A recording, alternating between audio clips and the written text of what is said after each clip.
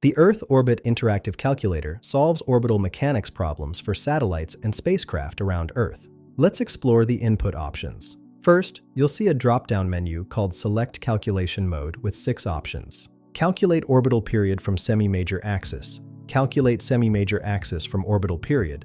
Calculate orbital velocity at distance. Calculate parameters from apogee-perigee. Calculate escape velocity at altitude. And calculate specific orbital energy. For this demonstration, I'm selecting Calculate orbital period from semi-major axis. Below that, you'll find the input field labeled Semi-Major Axis in kilometers, where you enter your orbital radius. Let me walk through a calculation.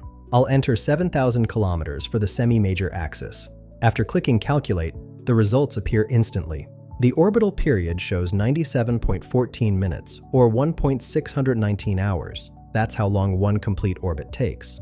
The semi-major axis confirms our input at 7,000 taurine kilometers. The altitude circular reads 629.0 kilometers, which is the altitude above Earth's surface for a circular orbit.